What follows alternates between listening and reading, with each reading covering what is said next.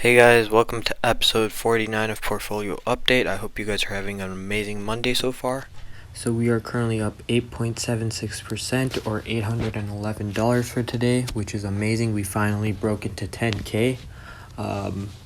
It's been like 6 months since I put in $2,600 or $2,160 into this account, and after that, most of the time I didn't even touch it, and I guess I started playing around a little and lost some money.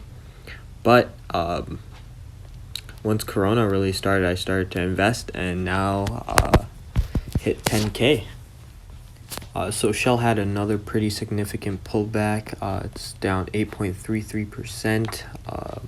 Second day or in a row of a significant pullback. For my 69 shares, I am down $274, and I did end up buying a call option for the October 2nd, and that's a $65 strike price, and I'm down 6%. I got it near the bottom, but I wasn't, I bought it a little too early. Overall, I'm a little disappointed by how much it's pulled back, but it's expected. I don't think it will go below 40, but that is definitely a possibility. I expect it might go down the rest of this week, or maybe on Friday pulls back and gets to mid 40s and approaches 50s again before the merger goes through, which is, I think by next week it should be approaching 50s once again. So kind of like we predicted, SPAQ is running up. This was, I'm assuming, where most of the money from people's shell is going to. And we did hear about them signing some papers for their merger, which has gotten people excited. And we are expecting SPAQ merger to be in the first 2 weeks of October, so people are trying to get in, and I do think people will move back to Shell. From my 217 shares, I'm up 516 for today, and SPAC's up 15.68%, which is huge. For the past week, it's up 27.71%. This is partly the reason why my portfolio is actually doing well. As money is moving from Shell, it's moving into my SPAC, so it's kind of not going anywhere, but up. Tesla is currently up around 14% today, which is awesome. This is most likely because of Elon's tweet and the pullback that it had last week, so people are getting back because the reaction of that sell-off was huge, so people are getting back for that reason, but also because Elon tweeted about Battery Day on the 22nd, and for those two reasons I ended up buying a call this morning. I bought it for a strike price of $500 on the 25th, so it would catch Battery Day. I paid $730 for it. As you can see, total return so far is 100%, and it should update the percentages and the numbers tomorrow when markets reopen. I definitely see Tesla being around 500 by Battery Day. It was at 500 after the split, and that was just off of news of Tesla splitting. Battery Day has been hyped up for, I want to say, most of quarantine. It was pushed back. People were talking about potentially newer batteries, full self-driving, all these things that has been hyped up and culminating, and now it's in like a week. So I definitely saw this as an opportunity, and that is why I ended up buying. Hopefully this continues. I could definitely see some people just take profits off of today, but I do think this overall trend will continue until next week, just because a lot of people are bullish on Tesla, and it did have a significant pullback last week. So Workhorse is up around 9.3%, which is awesome. It seems like every EV except Nikola and Shell had an awesome day, and maybe Solo and a few others, but the ones that I focus on had a really good day. My call is up 19% or $182, which is awesome.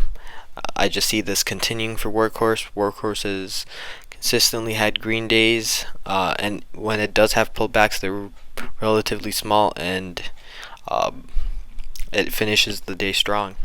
So Nikola looked like it was having a really amazing day, 11% after its like 30% pullback last week, and then after hours it just tanked 7.8%.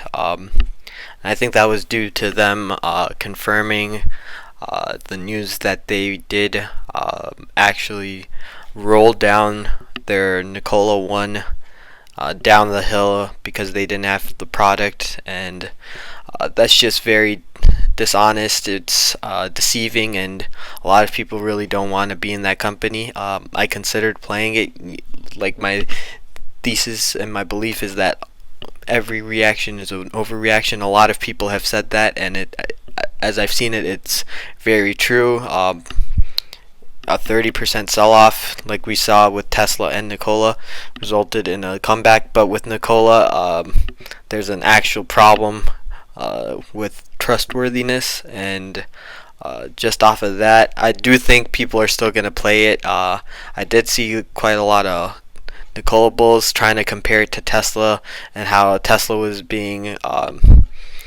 scandalized, but I never at any moment thought that Tesla was deceiving anyone. They seemed very trustworthy, and I'm a very huge fan of the company. For Nikola, I made my money in Nikola, and I never actually went back. There were a few sketchy things about it.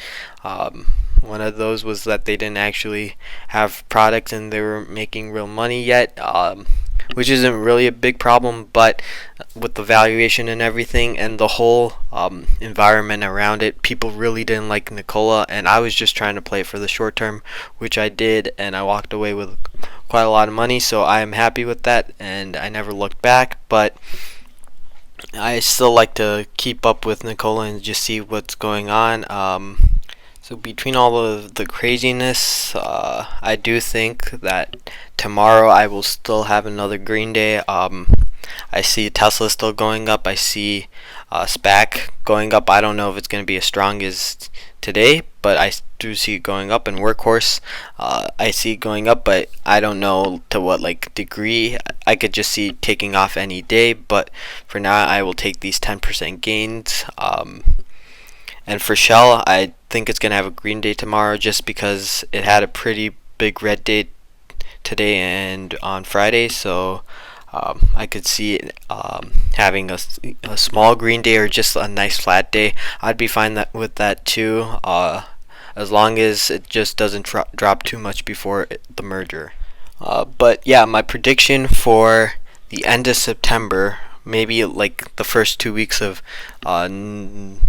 October as well, is like my portfolio hitting 15K, and that would require everything to go well for Shell, and then people be moving their money into SPAQ, and Tesla having an amazing battery day.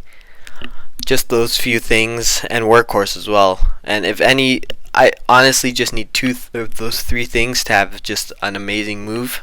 I think 15K is definitely doable. But overall, I'm very happy with the start of this week. But with that, we are at the end of episode 49 of Portfolio Update. I hope you guys enjoyed the video. If you did, please hit that like button and consider subscribing. We are at 99 subscribers, which is awesome, almost at 100. I just started this as a way to journal my investing journey, and so I could look back, and I thought you guys would enjoy watching with me, and it seems you guys do, so thank you for all the support, guys. I definitely struggled to start this, but it's rewarding, so thank you guys. I will see you guys with episode 50 tomorrow. So deuce.